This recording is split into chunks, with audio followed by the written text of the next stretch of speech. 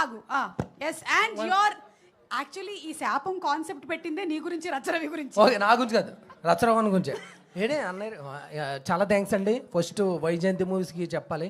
వరుసెట్టి 10 movies ఇచ్చారు, అదే 10 projects ఇచ్చారు నాకు. ఇందులో చెప్పాలంటే నన్ను వీళ్ళే పోషిస్తున్నారు నన్ను ఇండస్ట్రీకి వచ్చాక. మన నాగి సార్కి కానీ, మన సింగీతం శ్రీనివాస్ సార్ పెద్ద ఆయనకి కానీ, ఆయన డైరెక్షన్లో చేయటం నా జన్మధన్యం అని చెప్పి బయట టాకు చాలామంది. ఒక హీరోతో వెళ్ళాను నేను సినిమాకి ప్రీమియర్స్, ఒక అతను కుళ్ళిపోయాడు నన్ను చూసి. నేను చూస్తుంటే జలస వస్తుంది అన్నాడు. నాకు ఎప్పుడు అతను చూస్తూ వచ్చేది, అతను నన్ను చూస్తే జలస వస్తుంది అన్నాడు. ఎందుకని ఆయన డైరెక్షన్లో నువ్వు చేయటం ఏంటి, అసలు ఆయనకి కాస్టింగ్ మీద గిప్పు పోయింది అన్నాడు. లేదా ఆయనకు ఉంది అందుకని నన్ను పెట్టుకున్నారు, నేను పెట్టుకోలేదు అన్న. అది అంత సెకండరీ.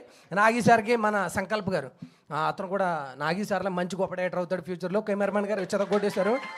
ఇంకా దేవిశ్రీ ప్రసాద్ గారు అయితే రంగస్థలంలో ఆ నైట్ సీను కొట్టినప్పటి నుంచి నాకు ఆయన అంటే చాలా ఇష్టం. ఇందులో చెతక్కొట్టి ఇసురు అవతల పడదొబ్బారు, మామూలుగా లేదు, బేబచ్చం చేశారు. ఈయనైతే సేమ్ సింగర్లా పాడారండి.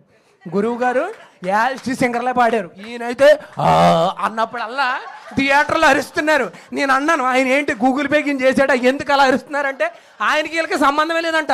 కుర్రోళ్ళు ఎదరు బెంచుల మీద కూర్చొని ఇష్టం వచ్చినట్టు అరుస్తున్నారు ఆయన మాటలకి. కట్ చేశారా? ఇతనికి వేరే వాళ్ళు శాపం ఇవ్వక్కర్లేదు, అతనికి అతనే ఒక శాపం వేసుకొని వెళ్ళిపోయాడు.